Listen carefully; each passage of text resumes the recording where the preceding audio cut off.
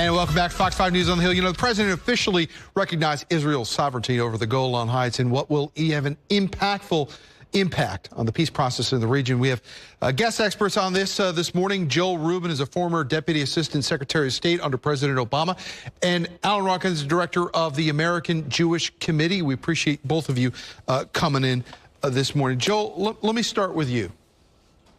What about recognizing the Golan Heights, and this is a loaded question, I'm going to let you hit out of the park, complicates this process right now? Well, recognizing the Golan Heights, first and foremost, has to be seen as a political move by President Trump. He basically gave a gift to Bibi Netanyahu on the eve of his elections that are coming in 2 weeks. And secondarily, on the policy level, I think it's a consolation prize for the failure of the Trump administration to get Iran out of Syria. And the president knows that he's lost on that count, so he's going to give something to Bibi to talk to his constituents about. This weekend, the White House has been, trumpeting a victory over ISIS in Syria this week. Benjamin Netanyahu is on his way here to Washington in the next couple of days. He's facing incredible political pressure at home, a criminal indictment against him. How much is riding on Benjamin Netanyahu's trip here to Washington when he arrives here? Well, I think it's an important trip for the Prime Minister. He's going to be in front of the whole world in English, doing what he does best, which is to convey his messages to a probably very supportive audience. And yeah, it's a really important trip for him.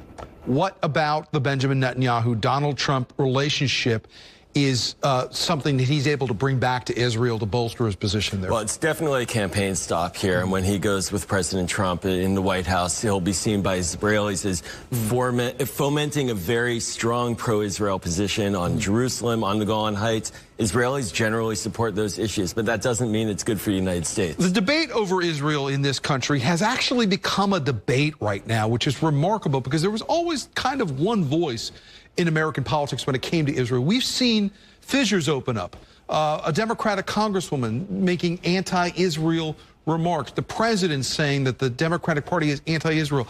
How does this play out amongst the world stage that if suddenly America seems to be at odds at its top political levels over how it deals with Israel? Well, I think it's actually somewhat overblown, to be honest. There is strong bipartisan support for Israel, both Democrats and Republicans. You see it at the top levels of the parties. But yeah, there are these rumblings that you have to be paid attention to. Joel, is this overblown?